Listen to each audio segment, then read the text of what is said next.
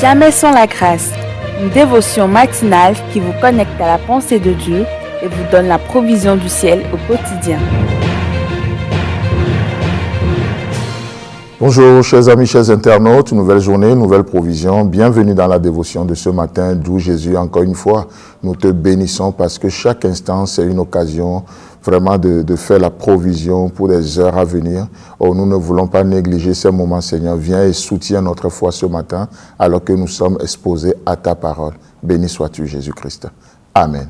Alors, chers amis, nous continuons dans notre passage ce matin, Tite chapitre 2, le verset 1. Et là, je vous lis ce matin dans la version Parole vivante, où il est écrit. Au contraire, donne un enseignement conforme à la saine doctrine. Être chrétien exige un mode de vie en accord avec cette doctrine.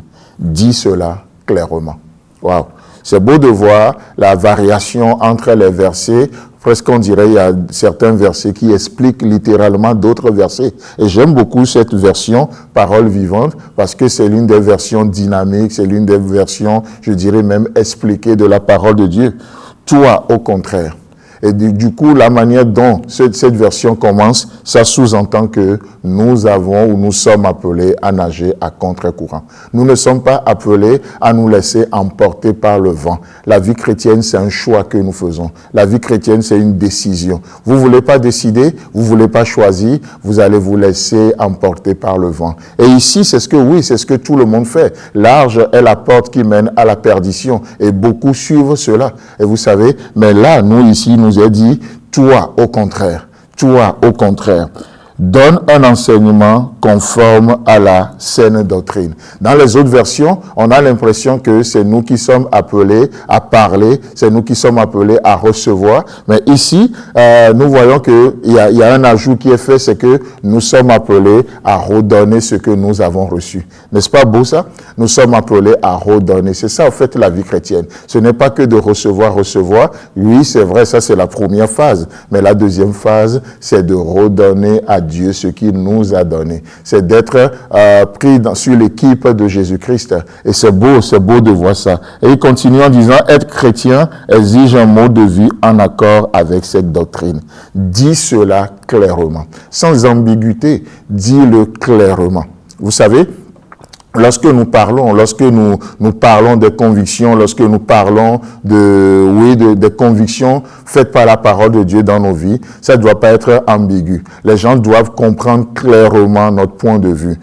Même s'ils ne sont pas d'accord avec ce point de vue, notre responsabilité, c'est d'être le plus clair possible. Pour que même si les gens ne sont pas d'accord, s'ils doivent répéter ou parler, pour qu'ils puissent verbaliser clairement quel est notre point de vue. C'est beau, parce qu'aujourd'hui, nous sommes dans un monde tellement confus qui amène de la confusion. Mais Paul dit à Tite, dit clairement ces choses. Ici, quand il est parlé de la saine doctrine, le mot saine ici, c'est le mot eugiano, et ça veut dire être en bonne santé. En d'autres termes, la saine doctrine, c'est une doctrine en bonne santé. C'est une doctrine qui produit des hommes et des femmes en bonne santé. C'est un enseignement en bonne santé qui produit des femmes et des hommes en bonne santé. C'est beau ça. C'est beau de voir que nous sommes le produit de quelque chose. Je ne parle pas de la théorie de l'évolution, non, mais je dis qu'on le veut ou pas, nous sommes influencés par quelque chose. Nous sommes le produit de quelque chose. Soit vous pouvez être le produit de votre chair, ou vous pouvez être le produit de l'esprit. Vous pouvez être le produit de ce monde ou vous pouvez laisser Christ vous façonner. Nous sommes le produit de quelque chose. Donc, plus nous nous exposons à l'enseignement de la parole de Dieu, comme vous êtes en train de le faire ce matin, qu'est-ce qui se passe? Vous êtes des hommes et des femmes en bonne santé. N'est-ce pas ce que le psalmiste nous dira dans le psaume 7, psaume 107, le verset 20? Il dit, il envoya sa parole et les guérit. Et il les fit échapper de la fosse. Alléluia. Voilà ce que le saint enseignement fait. Voilà ce que la saine doctrine fait. Dieu envoya sa parole, comme il envoie encore ce matin. Et qu'est-ce qu'il ça fait? Sa parole les guérit. Dieu envoie sa parole et il les fit échapper de la fosse. Oh, je prie ce matin que la parole de Dieu puisse délivrer quelqu'un. Je ne sais pas en quoi tu es, je ne sais pas dans quel lien tu es, mais je crois en la parole de Dieu qui délivre. Alléluia. Je crois en la parole de Dieu qui guérit émotionnellement, qui guérit physiquement, qui guérit spirituellement également. Que la parole de Dieu vienne ce matin là où tu es, peu importe dans ton état, oh, que la parole de Dieu opère des prodiges dans ta vie ce matin pour la gloire de Jésus-Christ. Amen. Chers amis, chers internautes, que le Seigneur vous bénisse et Dieu voulant, on se retrouve demain. Si vous avez aimé cette émission, parlez-en à vos amis. Parlez-leur du message de la grâce et de ce qu'il fait dans vos vies.